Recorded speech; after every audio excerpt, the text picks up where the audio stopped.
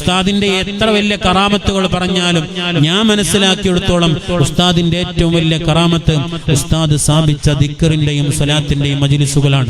ഞാൻ ജോലി ചെയ്യുന്ന പള്ളിയിലും മാസത്തിൽ നടക്കുന്നത് ഉസ്താദ് എഴുതി തയ്യാറാക്കിയ അസ്മാഉൽ ഹുസ്ന, ഓരോ അസ്മാഉൽ ഹുസ്നയുടെയും ശേഷം ലാ ഇലാഹ ഇല്ലല്ലാഹ് എന്ന് ചേർത്ത് ഉസ്താദ് തയ്യാറാക്കിയ സ്വലാത്തുണ്ട്.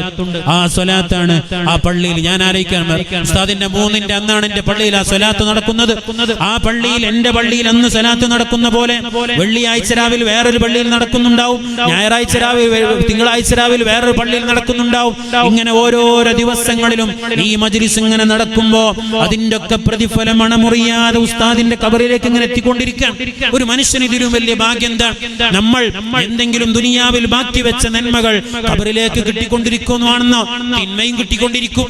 തിന്മയും ആദം നബി അലൈഹി സ്വലാമിന്റെ മകനാണ് ആബീലും ഖാബീലും. ലോക ചരിത്രത്തിൽ ആദ്യമായി ഒരു മനുഷ്യൻ മറ്റൊരാളെ കൊന്നത് ഖാബീൽ ആബീലിനെ കൊന്നു എന്നുള്ളതാണ്. ഖാബീൽ ആബീലിനെ കൊന്ന ചരിത്രം പറഞ്ഞിട്ട് മഹാന്മാര് രേഖപ്പെടുത്തുന്ന ഒരു സംഭവമുണ്ട്. ഈ ഖാബീൽ ആദ്യമായി ആബീലിനെ കൊന്നു എന്ന കാരണം കൊണ്ട് ഖിയാമത്ത് നാൾ വരെ ആരെ കൊലപ്പെടുത്തിയാലും അതിന്റെ ഒരു കുറ്റം ഖാബീലിന് കിട്ടുമെന്നാണ്. എന്ന പോലെ നമ്മളൊരു തിന്മക്ക് അവസരമുണ്ടാക്കിയിട്ട് നമ്മൾ മരണപ്പെട്ടാൽ ആ തിന്മ ഭൂമിയിൽ നടക്കുന്ന കാലത്തോളം നമുക്ക് കുറ്റം ലഭിക്കുമെന്ന പോലെ തന്നെ നമ്മളൊരു നന്മക്ക് കാരണമായി ആ നന്മ ഇങ്ങനെ നിലനിൽക്കുന്ന കാലത്തോളം അതിന്റെ പ്രതിഫലം ഇങ്ങനെ നമ്മിലേക്ക് വന്നു ചേർന്നുകൊണ്ടിരിക്കും. ബഹുമാനപ്പെട്ട ചമ്പുലങ്ങാട് ഉസ്താദ് സ്ഥാപിച്ച സ്വലാത്ത് ഇന്നും ആയിരക്കണക്കിന് ആളുകൾ കേരളത്തിന്റെ ഓരോരോ കോണുകളിലായി ഓരോ ദിവസങ്ങളിലും ചെല്ലുമ്പോഴും ഉസ്താദിന്റെ ഖബറിലേക്ക് അതിന്റെ പ്രതിഫലം ഇങ്ങനെ നിരന്തരം എത്തിക്കൊണ്ടിരിക്കാൻ ഇതിനു വലിയൊരു തൗഫീഖ് എന്താണ്?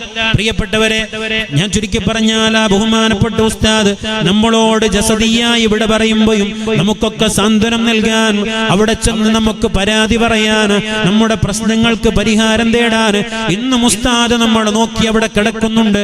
അള്ളാഹു അവരെ സ്നേഹിച്ചു എന്ന കാരണം കൊണ്ട് അവരോടൊത്ത് നാളെ ജന്നാത്തുൽ ഫിർദൗസ് ഒരുമിച്ച് കൂടാൻ നമുക്കും ബന്ധപ്പെട്ട മുഴുവൻ ആളുകൾക്കും തൗഫീഖ് നൽകി അനുഗ്രഹിക്കട്ടെ. ആമീൻ യാ റബ്ബൽ ആലമീൻ.